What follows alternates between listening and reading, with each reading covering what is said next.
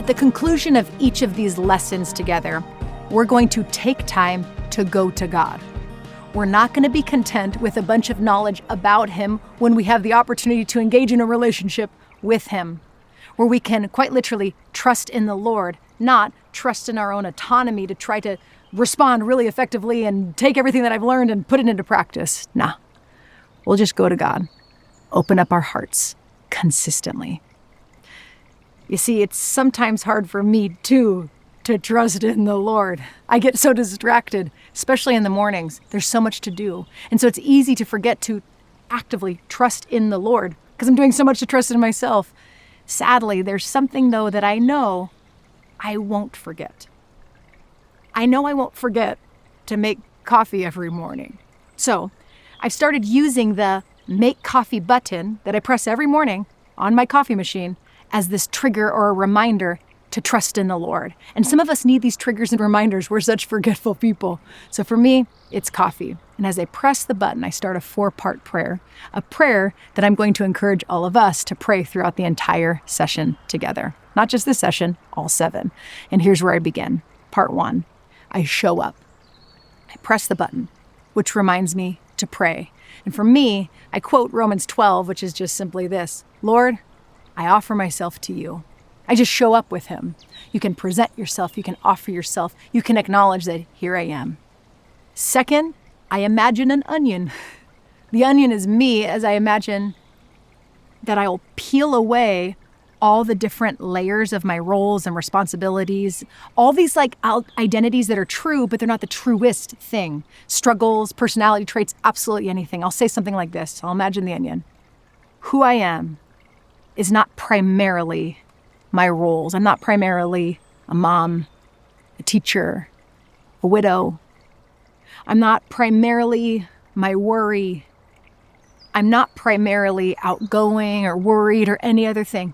At the very core of me, who I am, Lord, and this is what I say, I am in you and you are in me. I do this to peel back everything so that I can find my core identity in Christ. And then I rest on that secure identity for a moment or two. Because I and you, if you are in Christ, you are more than your titles and your responsibilities and your worries and your personality and everything else that people can see. No.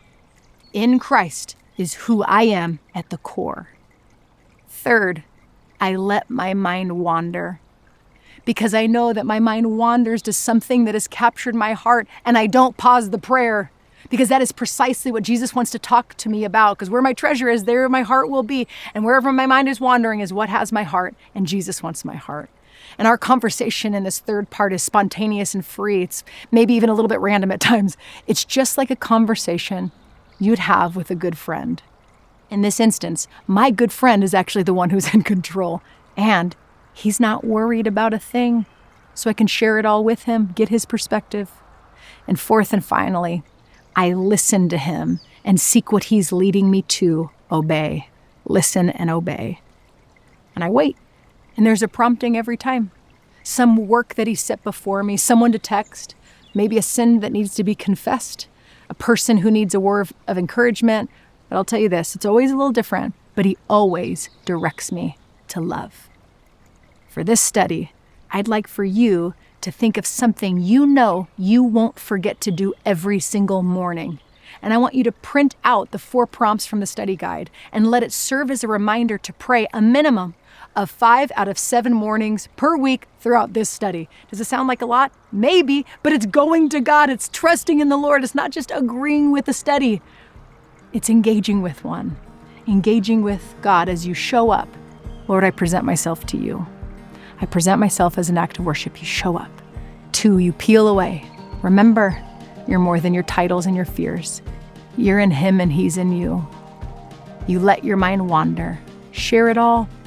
This is Jesus' invitation to trust in him, and then listen and obey.